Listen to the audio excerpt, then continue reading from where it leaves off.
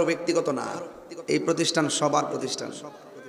আপনার ছেলে যদি না থাকে আপনার নাতিকে হাফেজ বানাবেন, কারণ আল্লাহর হাবিব বলেছেন এই হাফেজ ছেলেগুলো যখন গুরুস্থানের পাশ দিয়ে যায় তলাবুল ইলম, গুরুস্থানের কবর আযাবকে আল্লাহ সহজ করে দেয়।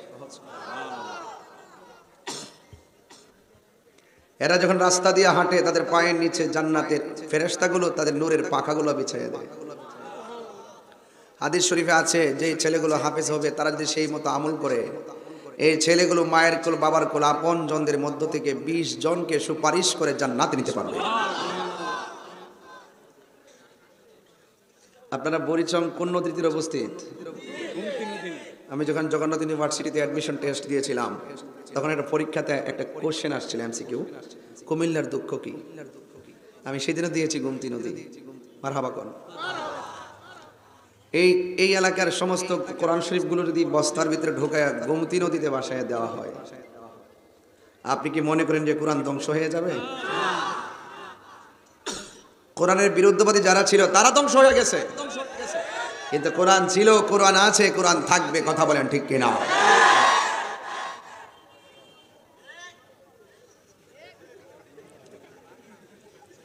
ডোন্ট লাফ, হাসা যাবে না, এটা বেহেশতের বাগান। আমি অত্যন্ত ভিতর থেকে কথা বলছি, আপনারা তো উড়িয়ে দেন, মুসিবত আছে। 80 গুনাহ মাফির জন্য গুনাহ নিয়ে বাড়িতে যাওয়া যাবে না, ঠিক কিনা বলেন?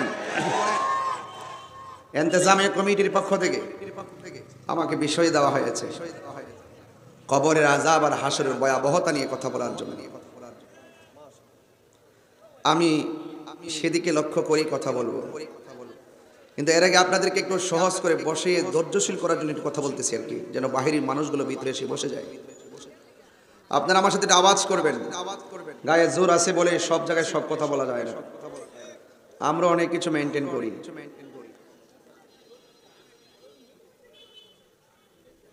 জবানটা ছেড়ে বলুন।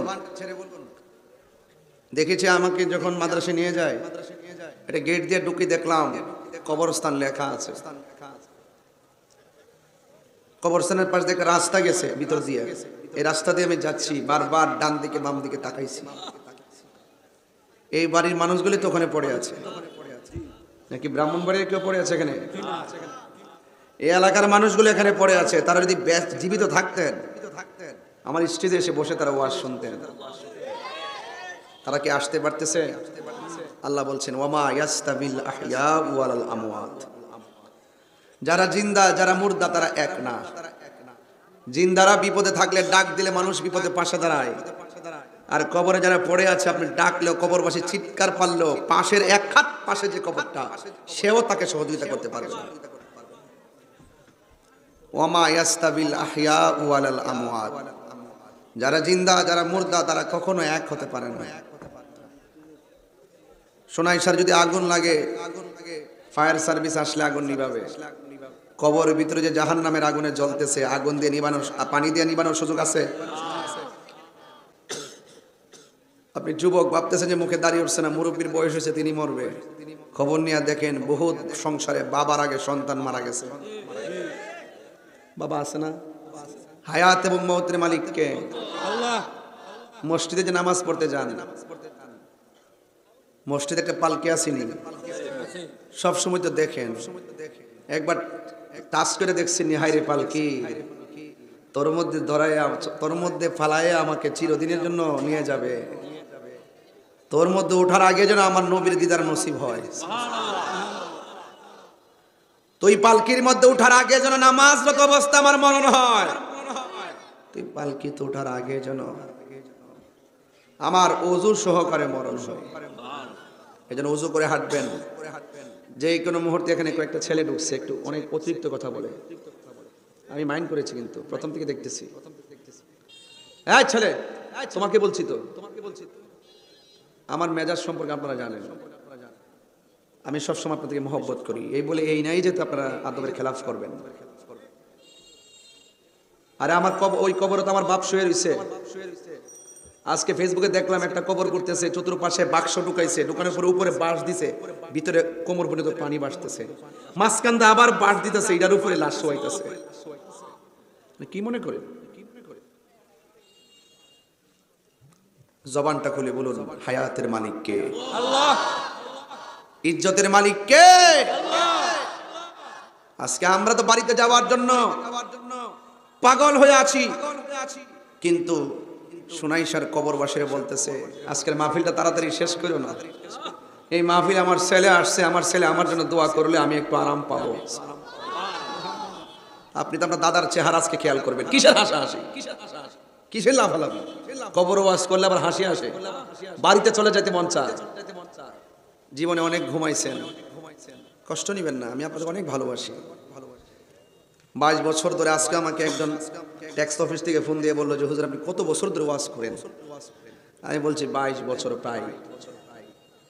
এই 22 বছরে আমি ওয়াজ করতেছি, আমার সাথে ওয়াজের মাঠের শ্রোতা বহুত লোক কবরে চলে গেছে। আগামী 22 বছর আমি থাকবো, 22 দিন থাকবো, 22 মিনিট থাকবো, 22 সেকেন্ড থাকবো, এই গ্যারান্টি কি আমার আছে? বলেন হায়াতের মালিক কে? বাইরে নানার চেহারাটা দিকে খেয়াল করেন, আপনার নানা কিন্তু আপনার আপন মায়ের বাবা, বুঝেননি?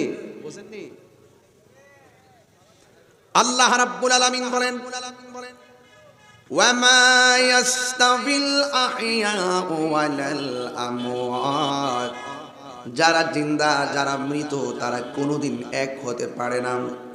দুনিয়ার মানুষ এখনো, আমি সুনাইশার গুরুস্থানের উপর দিয়ে হেঁটে হেঁটে মাদ্রাসার ভিতরে ঢুকেছি, আবার মাদ্রাসা থেকে বের হয়ে গুরুস্থানের উপর দিয়ে এসেছি। ও যুবকের দল, ওই কবরের নিচে 2 হাত মাটির নিচে তারা কেমন আছে, কবরে কেমন আছে আমি জানি না।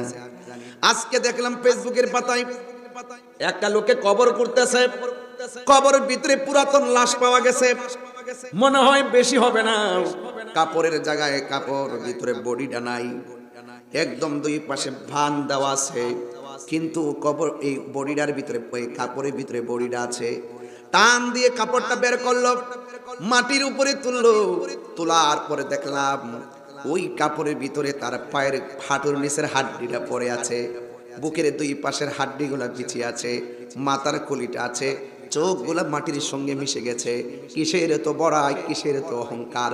আপনারা জবান খুলে বলেন নিঃশ্বাসের কোনো বিশ্বাস আছে? নিঃশ্বাসের কোনো বিশ্বাস নাই। এই চেহারা নিয়ে বড়াই করবেন না, ক্ষমতা নিয়ে বড়াই করবেন না, পদ পদবি নিয়ে বড়াই করবেন না, সম্পদ নিয়ে বড়াই করবেন না, কণ্ঠ নিয়ে বড়াই করবেন না। আজকে আমি এমন জোরে টান দেই, এমন একটা সময় যদি বেঁচে থাকি, হাজার চেষ্টা করলেও স্টেজের ভিতরে লাঠি বড় করে আমি উঠতে পারবো না। ফুলের সৌরভ, মানুষের গৌরব চিরদিন থাকে না। হয়তো সুনাইশার আমার জীবনের শেষ মাহফিল হতে পারে, আপনাদের সঙ্গে আমার আর দেখা নাও হতে পারে, কিন্তু জবানটা খুলে বলুন আজকে যে এভাবে বসেছি, এইভাবে আমরা জান্নাতে থাকতে চাই কি চাই না? এই দুনিয়ার মধ্যে অনেক মানুষ ছিল যারা আল্লাহর সঙ্গে প্রেম করে জান্নাতি হয়ে গেছে, আবার এই দুনিয়ার মধ্যে এমন অনেক নাফরমান ছিল যারা আল্লাহর সঙ্গে নাফরমানি করে ইতিহাসের পাতায় আজও পর্যন্ত কলঙ্কিত অধ্যায় হিসেবে তারা অক্ষত আছে। কথা বলেন ঠিক কিনা?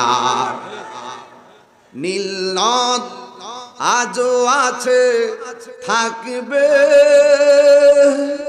চিরদিন, সত্যকে ডাকবে।